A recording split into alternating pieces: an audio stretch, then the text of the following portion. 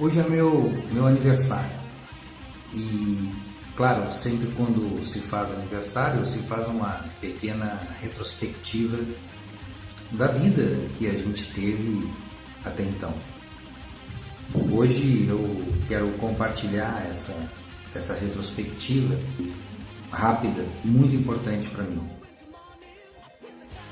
Veja, com meses eu fui um cara que comia uma lâmpada. Com meses de vida, quebrei e mastiguei a lâmpada que estava ao meu lado. Não era nem para ter durado tanto tempo, né? Afinal, comer uma lâmpada não é para qualquer um. Aos 7 anos eu trabalhava com meu pai, carimbando material, e na hora do lanche o meu salário era comer um bolo inglês, que a gente chamava de mãe-benta, ali no Bar do Português, na rua Caldas Júnior, no centro de Porto Alegre, onde era as Almirante-Feiras. Quando eu tinha 10 anos, eu já tinha, digamos, subido de posto.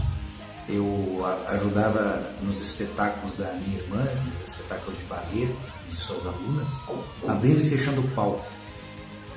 Alguns poderão dizer, bom, mas isso o que me interessa, mas chego lá.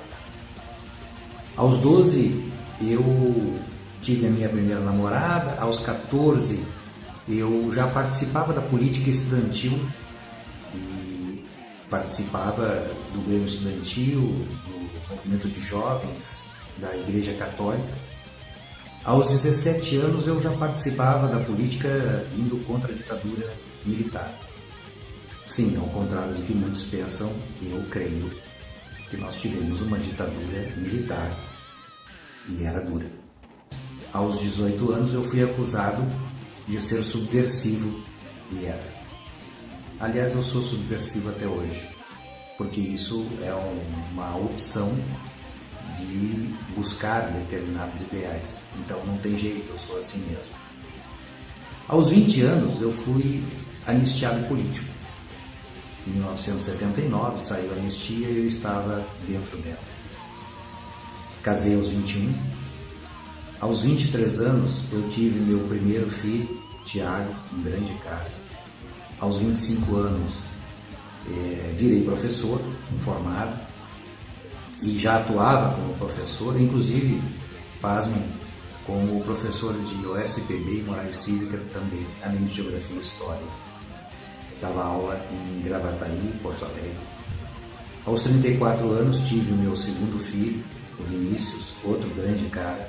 Dos 37 aos 58 eu atuei na política e dei o meu testemunho, a minha contribuição para que a ação política fosse a mais cheia de lisura e de serviço à população. Essa foi a minha contribuição na política. E hoje eu sou aquela pessoa que, para muitos, é considerado o mágico que transforma as mídias antigas em imagens digitais que as pessoas podem usar no seu telefone celular. Bom, mas tudo isso remete para uma determinada situação. A situação de me perguntar o que eu me arrependo de ter feito ou do que eu me arrependo de não ter feito. Essa pergunta eu nunca vou responder porque ela é uma armadilha. Uma armadilha, claro. Porque não há como responder esta pergunta sem que alguém fique magoado, sem que alguém seja criticado. Não há como responder essa pergunta sem dizer que alguém não deveria estar na sua trajetória ou que algo tu não deverias ter feito.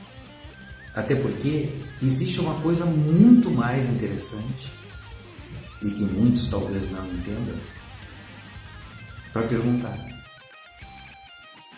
o que tu nunca percebeu? Essa sim, essa é uma pergunta extremamente importante de ser respondida. Eu nunca percebi que poderia envelhecer. E por não ter percebido, eu não me preparei do ponto de vista psicológico, do ponto de vista financeiro, do ponto de vista de compreender o que significa envelhecer. Esse foi um grande problema. E eu deveria ter compreendido isso com pouca idade. Mas a minha geração e talvez as gerações anteriores e talvez as gerações atuais não estejam percebendo de que a gente tem que viver sabendo que vamos ter um futuro e que esse futuro representa envelhecer e que envelhecer representa se preparar para tanto. É isso que eu te digo. É isso que eu posso te dar de presente no dia do meu aniversário. A gente vai envelhecer. O subtexto é: viva sabendo que vai envelhecer e, portanto, te prepare para este momento, porque não tem outra saída se não se preparar antes. Depois, a vida está pronta. Um abraço e pense nisso.